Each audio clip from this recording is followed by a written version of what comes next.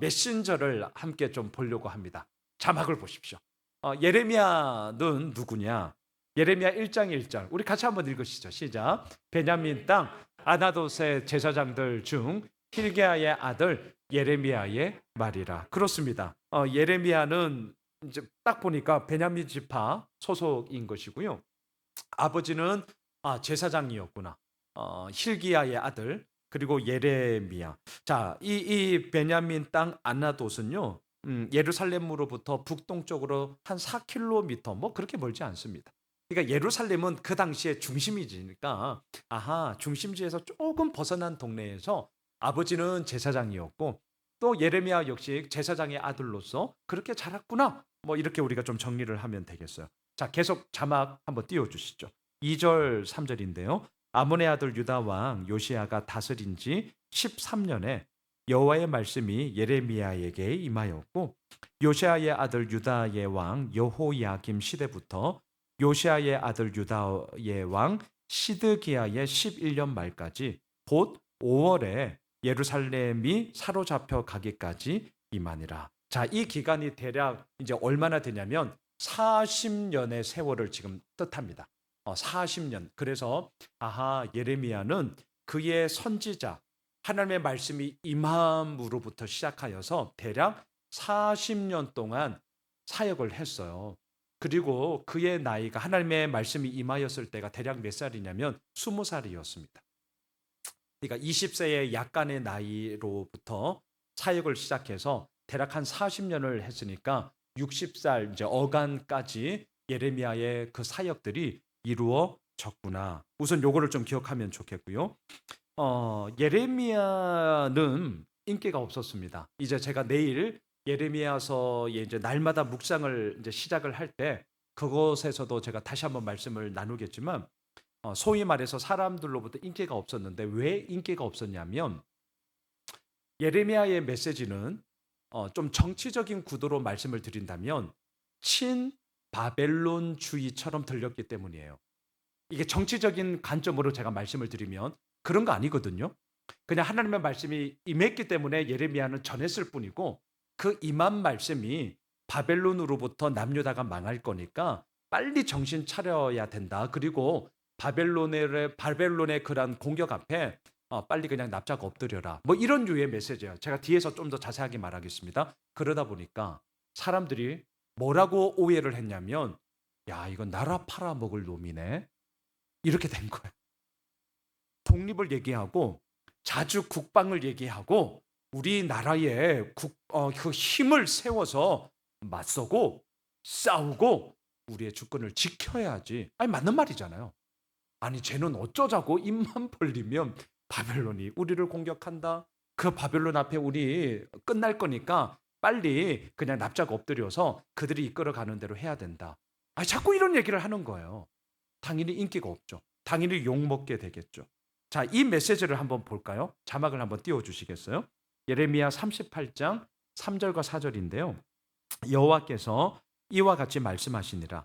이 성이 반드시 바벨론의 왕의 군대의 손에 넘어가리니 기가 막히는 얘기하는 거예요.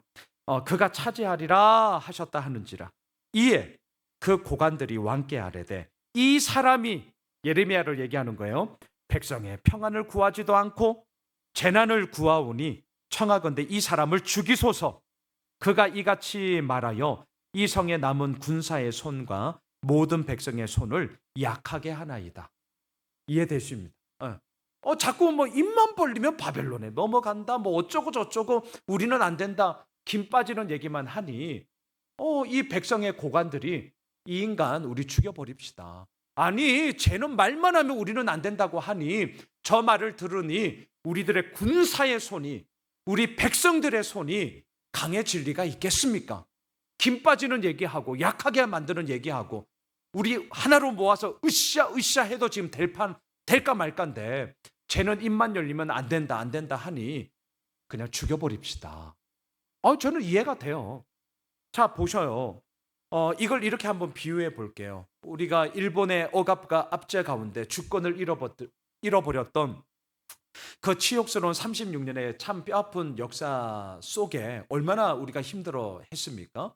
그런데 예를 들면 딱 이런 거예요. 양순원 목사가 목사랍시고 강대상에서 얘기하는 거예요. 여러분, 일본에게 엎드려야 됩니다. 빨리 일본에게 우리의 모든 것들을 그냥 이렇게 내어줘야 됩니다. 이제 이런 얘기를 하는 거예요. 뭐 완전 매국노가 되는 거죠. 그러니까 지금 예레미야에게는 하나님의 말씀이 분명히 임했거든요. 그 임한 말씀을 전했을 뿐이거든요. 그냥 메신저로서 그 역할을 했을 뿐이에요. 하지만 그럼에도 불구하고 그가 전하는 메시지는 하등 인기 없는, 아니 나라 팔아먹는, 진짜 그냥 객관적으로 보면 그 말씀이었어요. 그러니 죽여버립시다. 저 인간 그냥 놔두면 백성들의 손 약하게 만들고 군사들의 손 약하게 만드니까 안 됩니다. 당연히 이럴 수밖에요. 자, 이러한 모든 말씀들 속에 예레미야는 점점점 더 힘이 드는 사역을 할 수밖에 없었습니다. 계속 한번 자막을 보십시오. 예레미야 43장 2절 3절입니다.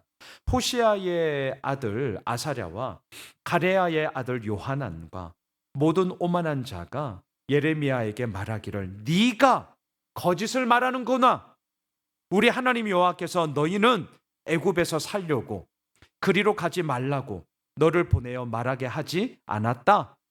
이는 네리야의 아들 바룩이 너를 부추겨서 우리를 대적하여 갈대아 사람의 손에, 여기서 갈대아는 바벨론을 뜻하거든요. 바벨론 사람의 손에 넘겨 죽이며 바벨론으로 붙잡아 가게 하려 하는구나. 예, 뭐 이제는요 다른 동력자들에 의해서도 너 필요 없다. 야, 너 정말 그냥 입 다물래? 뭐 이런 거예요. 엄청난 조롱과 공격 앞에 예레미야가 점점 구석탱이로 몰릴 수밖에 없었습니다. 이게 예레미야예요, 예레미야. 얼마나 마음이 안 좋겠습니까? 아니, 생각해 보셔요. 예레미야인들 자기가 전하는 메시지의 내용이 인기 없다는 거는 누구나 다 아는 거고요. 자기도 남유다 백성이거든요. 아니, 자기 나라가 망한다라는 얘기를 사실 누가 하고 싶겠습니까? 우리 할 수 있습니다. 우리 끝까지 한번 해보십시오. 이거 전하고 싶죠. 그런데 예레미야의 의도가 아니에요. 진짜 하나님의 말씀이 임한 거라니까요. 예레미야는 속이 터집니다. 하지만 사람들은 받아들이지 않아요. 자, 이 가운데 예레미야가 할 수 있었던 게 무엇이냐? 할 수 있었던 건 이거밖에 없거든요. 자막을 한번 보십시오. 예레미야 9장 1절. 우리 같이 한번 읽으실까요? 시작. 어찌하면 내 머리는 물이 되고 내 눈은 눈물 근원이 될고 중임을 당한 딸 내 백성을 위하여 주야로 울리라. 그래서 예레미야를 눈물의 선지자라고 하는 겁니다. 메시지를 전하는 족족 자기가 생각해도 참 인기 없는 메시지예요. 어느 누구 하나 쉽게 받아들일 수 없는 메시지, 예레미야도 인정해요. 그런데 왜 자꾸 그걸 전하느냐? 하나님의 말씀이 예레미야에게 임하니라. 이게 선지자거든요. 임한 말씀을 전할 수밖에 없는 그냥 통로였기 때문입니다. 이거는 예레미야의 의도가 정말 아니었습니다. 하지만 그 메시지를 통하여서 조롱을 당합니다. 그냥 죽여버리자고 사람들이 난리를 칩니다. 하나님의 말씀은 임해. 그 임한 말씀은 전해야겠어. 하지만 전한 말씀은 다시금 돌아와서 나에게 조롱과 모욕과 힘듦을 줘. 예레미야도 사람이에요. 뭐 할 수밖에 없냐? 엉엉 울 수밖에 없었습니다. 우리 이 구절 하나만 더 보시죠. 예레미야 14장 17절입니다. 함께 읽을까요? 너는 이 말로 그들에게 이르라. 내 눈이 밤낮으로 그치지 아니하고 눈물을 흘리리니 이는 처녀딸 내 백성이 큰 파멸 중한 상처로 말미암아 망함이라. 그래서 울 수밖에 없었습니다. 자, 오늘 첫 번째 예레미야서를 묵상을 하면서 내일 본문부터 보시면 하나님의 말씀이 예레미야에게 임하니라 늘 이렇게 시작하거든요. 그 말씀을 전해야 되는 예레미야는 눈물의 선지자다. 오늘 요것만 기억하세요. 전하는 족족 인기 없었다. 사람들로부터 욕먹었다. 사람들의 마음을 시원케 하는 게 아니라 오히려 사람들의 마음을 힘들게 하는 메시지였다. 하지만 전할 수밖에 없었다. 그리고 그 전하는 예레미야는 엉엉 울 수밖에 없었다. 그래서 5월 한 달 예레미야서를 묵상하는데요. 울고 있는 예레미야를 그냥 생각하시면서 이 말씀을 전하고 있구나. 자, 우선 두 번째. 그러면 이제 전체적으로 그 메시지는 뭘 말하고 있는 것인가? 다른 그 어떤 선지자보다 예레미야는 더 가혹하고 더 처절하게 남유다 백성의 파멸을 선포했습니다. 왜냐하면 남유다 백성들의 죄악은 오랜 기간에 걸쳐 타락하고 부패해 있었고, 그리고 이들을 향한 하나님의 심판은 피할 수 없는 현실이었기 때문이거든요. 자막을 한번 보셔요. 예레미야 2장 7절 8절입니다. 내가 너희를 기름진 땅에 인도하여 그것의 열매와 그것의 아름다운 것을 먹게 하였거늘 너희가 이리로 들어와서는 내 땅을 더럽히고 내 기업을 역겨운 것으로 만들었으며 제사장들은 여호와께서 어디 계시냐 말하지 아니하였으며 율법을 다루는 자들은 나를 알지 못하며 관리들도 나에게 반역하며 선지자들은 바알의 이름으로 예언하고 무익한 것들을 따랐느니라. 할 말 다 했죠. 그러니 여기에서 무슨 선한 것이 날 수 있겠습니까? 또 3장 20절 한번 띄워 주시겠어요? 그런즉 이스라엘 족속아 마치 아내가 그의 남편을 속이고 떠나감 같이 너희가 확실히 나를 속였느니라. 여호와의 말씀입니다. 예레미야는 이러한 말씀을 전할 수밖에 없었습니다. 그리고 온통 예레미야서의 메시지가 실은 이런 겁니다. 나를 떠나버렸구나. 야, 다른 사람은 몰라도 100번 양보해서, 근데 너희들은 이러면 안 되지 않니? 마치 남편과 아내 부부 관계를 예를 들고 있잖아요. 아내가 그의 남편을 속이고 떠났어요. 반대로 남편이 그의 아내를 속이고 떠났어요. 신뢰와 사랑의 관계가 깨져버렸다는 거잖아요. 그러니까 하나님께서 어찌 그 이스라엘 백성들을, 남유다 백성들을 그저 가만히 내버려 둘 수 있겠습니까? 하나님의 진노와 심판이 있었습니다. 계속 자막 한번 보세요. 예레미야서 25장 8절 9절. 그러므로 만군의 여호와께서 이와 같이 말씀하시니라. 너희가 내 말을 듣지 아니하였느니라. 보라, 내가 북쪽 모든 종족과 내 종 바벨론의 왕 느부갓네살을 불러다가 이 땅과 그 주민과 사방 모든 나라를 쳐서 진멸하며 그들을 놀램과 비웃음거리가 되게 하며 땅으로 영원한 폐허가 되게 할 것이라. 여호와의 말씀이니라. 그러니까 하나님의 이 임한 말씀이 바벨론을 하나님의 도구, 심판의 도구로 삼아 남유다의 잘못과 남유다의 패역됨을 다시금 돌이키는 수단으로 쓸 거야 라고 얘기를 해서 예레미야는 전했을 뿐이에요. 그런데 앞서도 말씀드린 것처럼 듣는 사람들의 입장에서는 저 나라 팔아먹을 놈 이렇게 됐단 말입니다. 예레미야는 너무나 힘이 들었습니다. 하지만 이 말씀을 전할 수밖에 없었는데요. 자, 마지막 예레미야 31장 한번 띄워주시죠. 여호와의 말씀이니라. 보라, 날이 이르리니 내가 이스라엘 집과 유다 집에 새 언약을 맺으리라.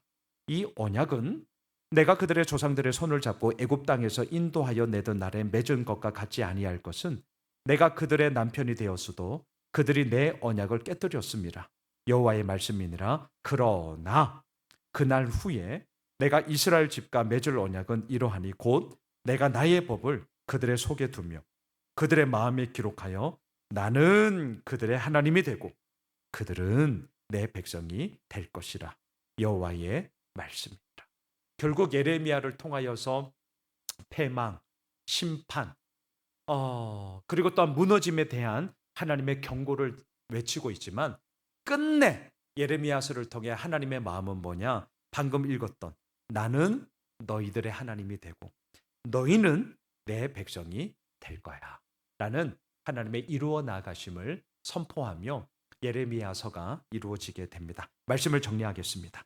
메신저인 예레미야, 눈물을 흘릴 수밖에 없고 가슴을 치고 예레미야서를 묵상할 때 좀 상상해 보셔요. 이 말씀을 전하고 있는 예레미야가 철철 울고 있어요.